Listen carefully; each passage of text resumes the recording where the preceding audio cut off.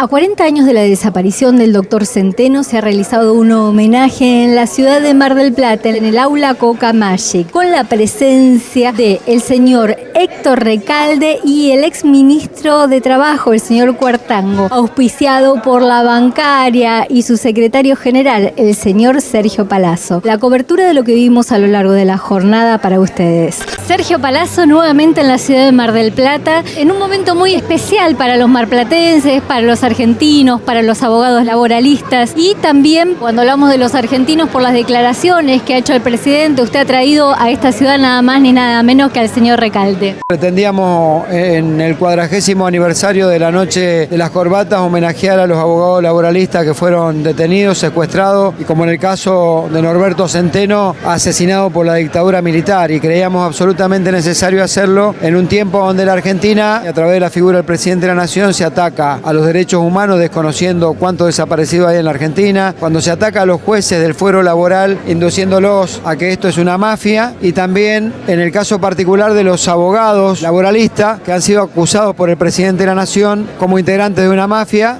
Como usted dice, se ha vuelto una persona cada vez más famosa. Lamentablemente, ¿no? No solo por sus logros en la época de rescatar los derechos de los trabajadores, impidiendo que se le pague con ticket canasta los sueldos a los mismos, sino un gran negociado y una gran mafia que usted ha logrado destituir en ese momento. Hoy lo acusan con ser el jefe de la mafia. Ni lo tomo como una cuestión personal. Lo que veo es la intención del gobierno de debilitar todo lo que tenga que ver con los derechos de los trabajadores. Empezó atacando a los sindicatos, hablando de la mafia de los sindicatos, luego hablando despectivamente de los jueces de trabajo, iniciando juicio político a jueces de la Cámara de Trabajo y jueces de primera instancia. En definitiva, lo que está buscando es deteriorar los derechos de los trabajadores porque quiere flexibilizar, quiere someter, quiere disciplinar y está realmente queriendo que los trabajadores trabajen sábado y domingo, que no tengan límite en la jornada de trabajo, que haya una regresión al siglo XIX, si se quiere, ¿no? Realmente estoy anonadado y no dejo de sorprenderme. Yo creía que en mi largo peregrinar por el planeta Tierra había visto todo, pero evidentemente nunca se termina de ver todo, y que el presidente, en la asunción de su canciller, haga una referencia a un abogado laboralista de los quilates de Héctor Recalde, que además es presidente del bloque de diputados del Frente para la Victoria, y tenga manifestaciones descalificatorias y hasta le impute lo que de ser cierto constituiría un hecho delictivo, es una cosa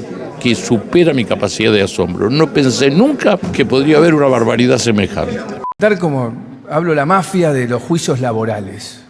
Eso es algo que hay que enfrentar y terminar, porque eso destruye la generación de empleo futuro. Este grupo de estudios, que por suerte son una minoría, laboralistas, con un grupo de jueces minoritarios laboralistas, conducidos por Recalde, le ha hecho mucho daño a la Argentina. Y en este caso nosotros hemos querido reivindicar la figura de dos abogados que han hecho mucho por los trabajadores. Por un lado, el doctor Cuartango, cuando fue ministro de Trabajo de la provincia, y por otro, Héctor Recalde, que es un abogado laboralista no solo de muchísimo prestigio, sino que es todo lo contrario a lo que insinuó Macri, porque fue quien rechazó una coima de 20 millones de dólares que quisieron darle cuando elaboró su proyecto en contra de los tickets canasta y para que los trabajadores, particularmente con el movimiento obrero, como abogado de la CGT y de muchos sindicatos, y como legislador que ha impulsado leyes que han devuelto dignidad a los trabajadores argentinos. Era el fundamento y lo hemos logrado en una amplia convocatoria que ha habido por parte de la seccional Mar del Plata de la bancaria. Porque sabemos que cuando ellos convencen a un pibe, a un trabajador de una pyme, de que tiene que hacer ese juicio indebido y se lo hacen ganar porque tiene armadito la cosa, para llevarse la mayor parte del juicio ellos, dejan a 7, 8, 10, 12 trabajadores en la calle, porque la pyme cierra. El presidente tiene una obligación: si tiene prueba de que eso es cierto, lo debe denunciar, y si no es cierto, se debe callar la boca, porque no se pueden imputar graciosamente esas cosas a las personas. Que paguen incluso los costos de los juicios. Cuando uno analiza qué pasó con los juicios laborales, no es como dice el presidente, tiene muy mala información. Yo investigué en la Justicia de Trabajo de la Capital Federal, hay una proporción a favor de las empresas de una relación de 11 a 5, es decir, de los 21 fallos plenarios que dictó la Cámara de Apelaciones del Trabajo, 5 no tienen que ver con la relación obrero-patrón. y de los 16 restantes, 11 fueron a favor de las empresas y 5 a favor de los trabajadores. O sea que la verdad es que si hay una desigualdad es en contra de los trabajadores. Si a ello le unamos una serie de circunstancias en función de las cuales tenemos actitudes de presión sobre la justicia, de presión sobre los abogados, de intervención de las organizaciones sindicales, a las cuales recientemente un juez penal ha intervenido cuando ya había sido aprobado el proceso electoral por la justicia competente, estamos en un marco donde lo que sí se quiere hacer es domesticar a los trabajadores, domesticar a la dirigencia sindical para que no reclamen y para que acepten las políticas de ajuste que se vienen implementando irreversiblemente desde el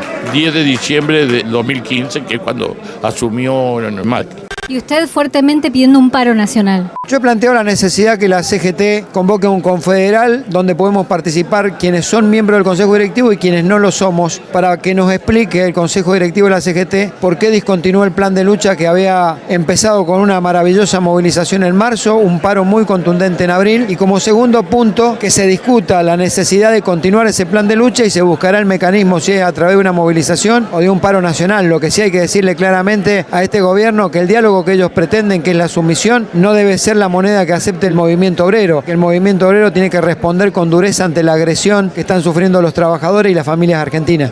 Usted habló específicamente de los maestros, de la situación y cómo fue manejada por el gobierno. Dígame su opinión con la experiencia que usted tiene. Por empezar, incumplió la ley. El ministro de Educación de la Nación, que paradojalmente ahora va a encabezar la lista de senadores nacionales de la provincia de Buenos Aires, no convocó a la paritaria nacional docente como se lo manda una ley. Es decir, los funcionarios no hacen lo que quieren, hacen lo que la ley les manda. Si no estaba de acuerdo con la metodología implementada en la ley, tenía que enviar un proyecto para reformarla y de esa manera dejar sin efecto la paritaria. No la pudo haber dejado sin efecto por el solo antojo personal de no convocarla. Más aún, hubo un fallo de la justicia ordenándole a convocar la paritaria y él incumplió incluso la manda judicial. Esta es la institucionalidad que nos está bajando el gobierno nacional y que está también replicándose en la provincia de Buenos Aires. La gobernadora Vidal amenazó a un integrante del Consejo de la Magistratura porque no le había dado su voto para juzgar a un magistrado. Es decir, el apriete, la intimidación. A los jueces, como dijo Recalde en su exposición, no se los juzga por sus opiniones, se los juzga por sus conductas y sus actitudes. Las opiniones que no se comparten de los jueces se atacan por vía recursiva y hay cámaras de apelaciones y hay cortes que revisan lo que los jueces resuelven. Ese es el procedimiento que hace a la institucionalidad y al principio republicano de la división de poderes, que no está siendo respetado ni por el gobierno nacional ni por el gobierno de la provincia de Buenos Aires. No se debe juzgar a los jueces por lo que piensan.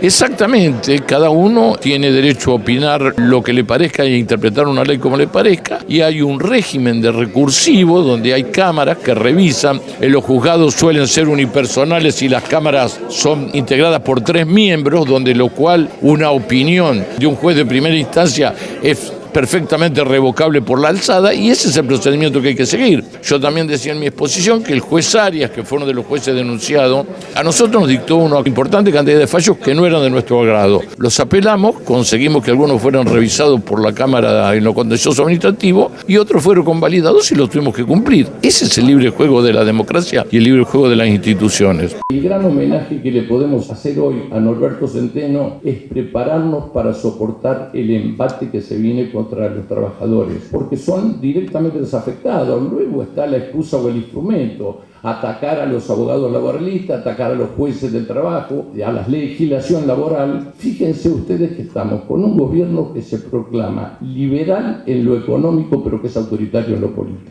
Es un gobierno que además desprecia el trabajo como valor humano, lo considera simplemente una variable de ajuste económico. Sin ir más lejos, en el caso particular de los bancarios, que son hoy nuestros anfitriones, celebraron un convenio colectivo estableciendo determinadas pautas salariales, entre otras cosas. El Ministerio de Trabajo no procedió a su homologación dentro del plazo que establece la ley, por lo cual el convenio quedó tácitamente homologado. Al negarse el gobierno a que fuera aplicado el convenio, tuvieron que recurrir a la justicia y una sala de la Cámara Nacional de Apelación del Trabajo dictó una medida cautelar ordenando que por un lapso de 10 días se cumpliera el convenio mientras se resolvía en definitiva. ¿Qué hizo el ministro de Trabajo? Denunció a los 2 camaristas ante el Consejo de la Magistratura tratando de presionar, porque no es solo el problema de los 2 camaristas y de los bancarios. tratan de presionar sobre el conjunto de la justicia para obtener pronunciamientos a su gusto que son en contra de los trabajadores. Los jueces no tienen que fallar ni a favor de los trabajadores ni en contra de los trabajadores. Tienen que fallar de acuerdo a lo que manda la ley. Como representante de los bancarios y viendo una moneda que se dispara y lo que eso significa para los argentinos, para los trabajadores, ¿qué nos puede decir al respecto? Que es producto de una economía netamente financiera en la Argentina que ha priorizado el capital de especulación y no los sectores productivos. Las inversiones que llegaron a la Argentina son básicamente inversiones financieras que tienen que ver con esa especulación. Te prestan plata para devolverle la plata a ellos mismos, que son los fondos buitres, y el resto que vos tenés en la Argentina en 18 meses de gobierno que ha habido una fuga de capitales de 25.000 millones de dólares que es para conformar activos externos que se denomina, que es atesoramiento, transferencia de dinero al exterior. Con lo cual no hay una economía de reactivación. Intentan bajar la inflación por vía de recesión con una tasa de LEVAC alta y ahora con un dólar que se les dispara porque empiezan a vender las LEVACs. ¿Algún mensaje que usted quisiera dar en este momento para los tantos muchos que no tienen o no han podido adquirir esa conciencia de clase necesaria para poder salir adelante en un momento tan difícil como el que estamos viviendo los argentinos? Es muy sencillo, porque ahora, el 22 de octubre, se va a plebiscitar la labor del gobierno. Cada ciudadano y ciudadana tiene que pensar cómo le iba hasta el 2015 y cómo le fue estos 2 años, 2016, 2017, y votar en consecuencia. Miren, nada más que eso. Hoy es el homenaje a quienes han sido los defensores de los derechos de los trabajadores, no solamente cotidianamente, sino especialmente en la época de la dictadura, con la desaparición que hemos vivido especialmente en la ciudad de Mar del Plata y lo que significó para nosotros la Noche de las Corbatas. Eso fue tremendo. En el marco de un genocidio generalizado, esto fue direccionado, como muy bien dice el folleto en el cual se anuncia esta actividad, direccionado a disciplinar a los abogados, a la justicia y a la sociedad. Tal vez la obra más importante de Centeno no sea solo haber redactado la ley de contrato de trabajo, sino todo el ejercicio participativo que tuvo la discusión de la ley de contrato de trabajo, que comenzó en 1973 y siguió hasta septiembre del 74. Había asambleas, yo recuerdo una asamblea acá en Mar del Plata que hicimos discutiendo esto, y como fui muchos años abogado de la CGT, Saúl Ubaldini me regaló el anteproyecto de ley de contrato de trabajo que había editado la CGT, redactado por Centeno. La obligación nuestra como abogados laboralistas es seguir la conducta que tuvo Norberto Centeno. Lo que hizo Centeno fue una cosa extraordinaria, no solamente el contenido de la ley de contrato de trabajo, sino lo participativo que fue la discusión del anteproyecto, la elaboración, los congresos, asambleas en los sindicatos, multidisciplinarios, participaban muchos trabajadores y fundamentalmente los trabajadores tenían conciencia e información en plenitud de los derechos laborales que tenían. Y la información es poder. Esa participación en el análisis de la ley le dio más poder y más derecho a los trabajadores. Con toda la fuerza que tenía el peronismo en 1974, no pudo sacar todo el anteproyecto de Centeno. Faltaba un capítulo que tiene que ver con la estabilidad absoluta en el empleo. Y como uno tiene que realmente continuar esa lucha que hicieron los compañeros, a quien hoy estamos reconociendo y homenajeando con Norberto Centeno, uno de mis proyectos de ley tiene que ver con esto, de establecer, por proyecto, por supuesto no fue sancionado todavía, la estabilidad en el empleo. ¿Por qué? Porque no puede ser el patrón el que tenga el derecho al empleo. El derecho al empleo es un derecho humano esencial y lo tiene que tener el trabajador, no el patrón. Ante un gobierno que quiere provocar cual si fuera un concepto freudiano, un significante vacío de lo que es la memoria, la verdad y la justicia, que tanto sacrificio le costó al pueblo argentino internalizar como un valor fundamental y pilar de la democracia, nos encontramos con que un gobierno actual pretende generar un significante vacío respecto a lo que pretenden, que es la desmemoria, el olvido y la falta de justicia. No casualmente eligieron para ser objeto de semejante atentado al autor de la ley de contrato de trabajo. Era todo un poder económico que había detrás del poder militar, porque la dictadura que se implementó a partir del 24 de marzo de 1976, como se dijo reiteradamente acá, fue una dictadura cívico-militar y los civiles todavía no fueron juzgados. Muchas gracias por su tiempo. Ha sido un gusto.